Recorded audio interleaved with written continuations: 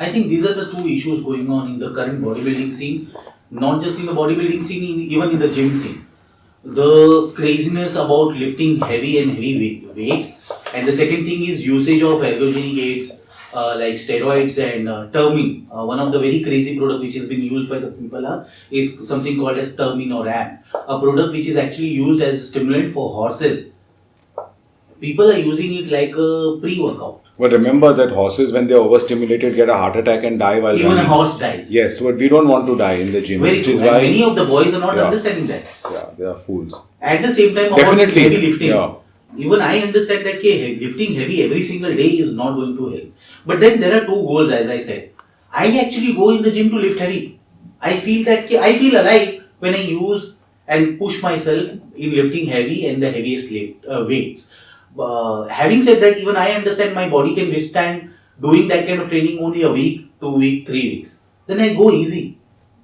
Yes, I understand that. But then aesthetic has never been my goal. If someone can just change that into different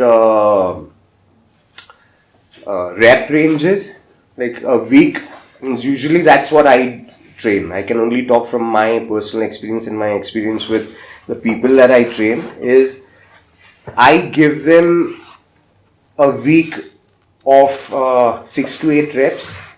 Then comes a week of between 10, 12, 15 reps. Then comes a week of 20 plus. Then comes a week again of 6 to 8 reps. So there is that modulation in terms of rep ranges, gives enough rest to the central nervous system, gives enough rest to the joints. So, and at the same time, they keep improving. So it's not that you don't monitor everything, but you monitor on those weeks. So you might monitor, let's say I did a PR, let's say of 175 on my 6 to 8 rep. The next time I do it, even if I do the same rep with a better ease, is a progression. People just don't relate these things. Now you doing something at the same rep, the same effort, with a easier effort is still an improvement. So you need to weigh your progress into different parameters except just that weight. You even increasing half a rep where after that 6 rep someone's helped you with the concentric and you doing an eccentric is a progression. So people don't generally relate to these things, which they should if they want longevity in this field. Very true. Doc, coming back to your point, you were saying very vehemently right now that not to do compound movements like squats and deadlift. These are not needed. But don't you think so? Right now your core is so strong. I myself checked it. It was built by doing all the compound movements.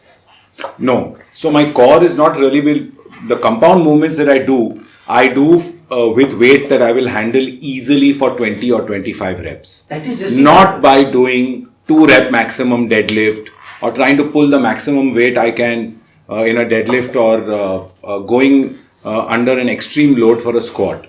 Absolutely not. I would never do that again. No, I understand because I don't want to put my spine at risk. Remember, spine is one thing that never heals. Your slip disc never really heals. The body just adapts around it. Very true. And so we don't want to go there. We don't want to promote that to younger people, and we don't want to see them get injured doing the sport that we love.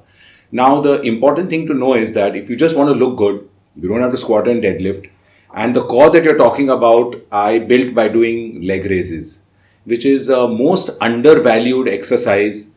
And there's a very interesting book I read by a Russian guy about the leg raise. He's written a 100-page book about just the leg raise. And if you read that book, it will change the way that you train your abdominals.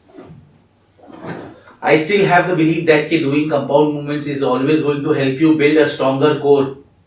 Yes, in the correct rep range. Yeah, I completely accept. And with the correct biomechanics. So remember, no doubt about it. Everyone cannot squat because they have some people's bodies are just made differently. And when they go into a deep squat, they put too much shearing stress at L5S1 or L3S. That's usually got to do with the insertion of the femur into the hip girdle. Exactly. The so way not that everyone has that same femur to tibial length. So you length. probably have very good biomechanics to squat and deadlift, which is why you can go heavier and heavier and not get injured. But some people like me with a longer torso and shorter legs have a tough time of doing a heavy squat. So we kind of did it for years together because we were taught that, oh, you have to squat heavy, you have to squat heavy. But eventually, given enough time, and I'm 50 now, you will get injured. The point is that I want to be healthy and I want to be lifting when I'm 75 years old.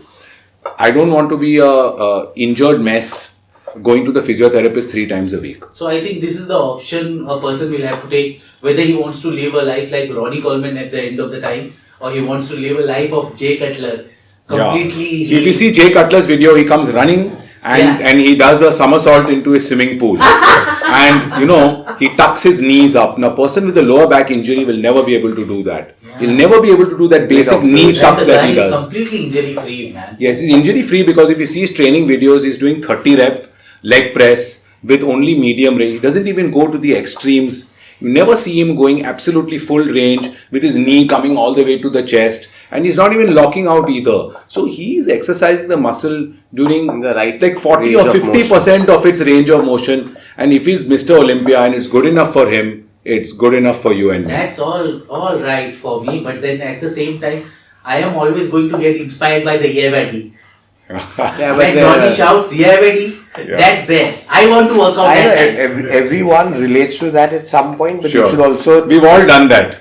probably see Ronnie's Condition. That's recent the pity. I know. experience. So, I know it's sad yet. That's the harsh reality, and that's the truth also. That pushing your body to that kind of extreme limit is going to give you this kind of result. if you take anyone with that mindset, you try and gauge his journey, most of that journey will be halted.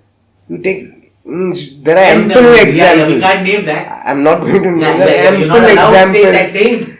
With all out no nonsense used to work. It doesn't work anymore. Yeah. It doesn't You work. need to be anymore smart. is not even the right statement. It never works actually. Don't think about the current 2 months. Think about 20 years from now. Think about 30 years. As he said, I would love to be active in the gym even in my 80s.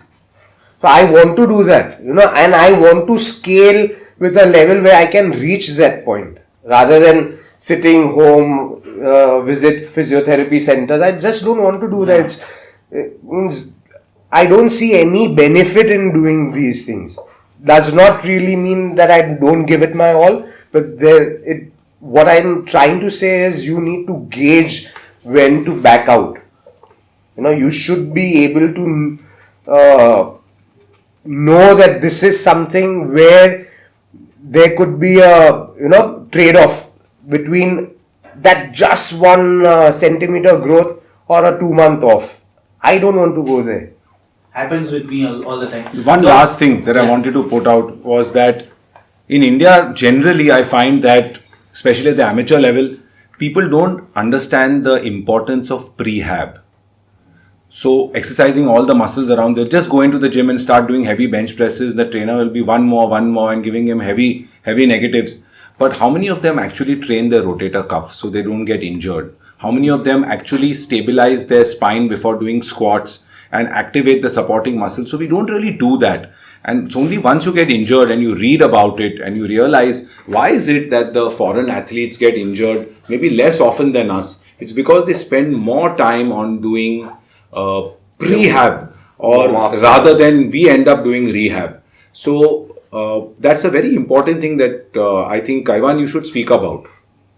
Yeah, it means usually even if you see 90%, including me most of the times, is we are time constrained when we get into training. So I have only that 1 hour wherein I want to maximize on what the main purpose behind coming in. But that's actually stupid on our part. Means you should be able to get into your training with a decent amount of warm-up. The warm-up could be in the form of ballistic stretches or just walking on the treadmill. Let the blood flow.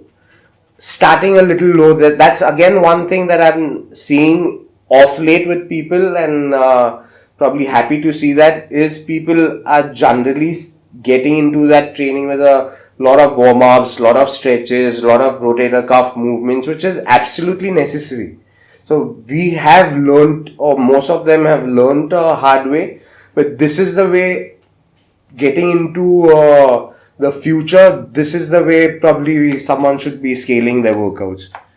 Doc, now I will like to know, okay, what is your supplement structure right now in your cut plan? The way you transform, when you started to transform, what were the supplements you were using? You're cool to talk about that, right? Yeah.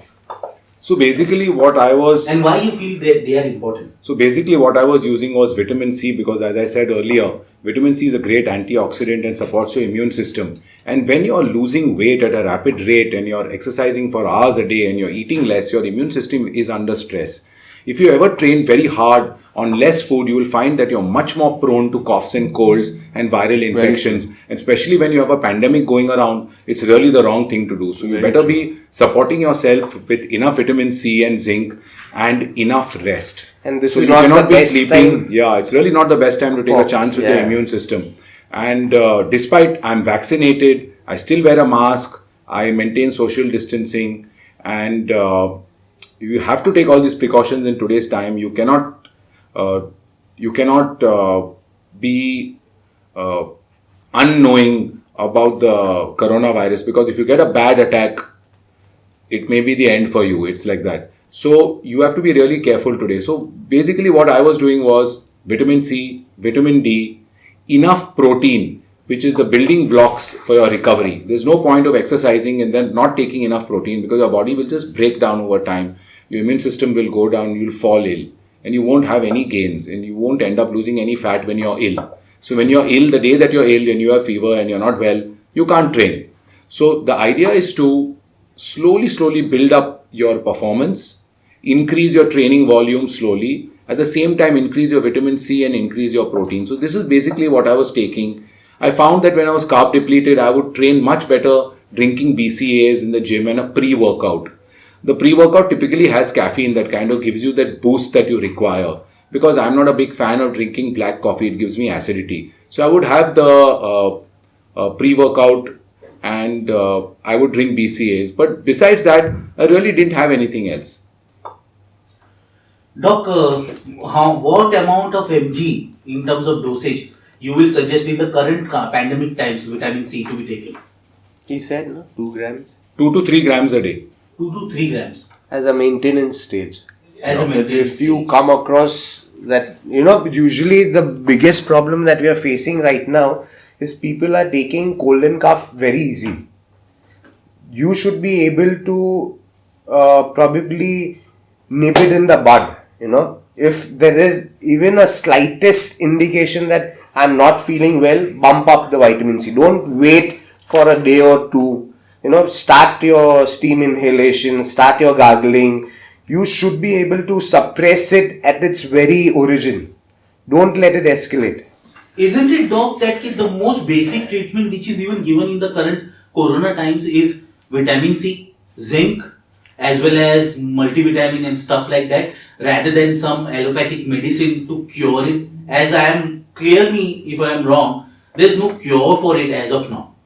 No, It's only something unfortunately, which can- medical science doesn't have a cure for the virus, but the current protocols do include, when you get a bad attack, they do give you antibiotics and they do give you antiviral drugs.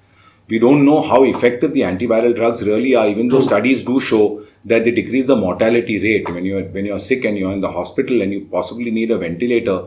So we give the patients every chance by giving them antivirals and antibiotics, even though we don't really know how much that antiviral is really working. Very true.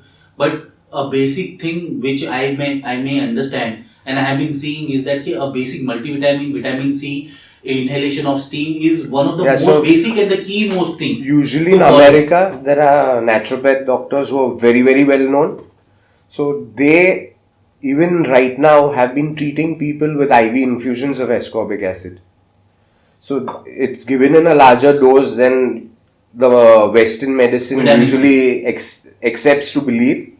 But people, means they have been successfully treating patients just on ascorbic.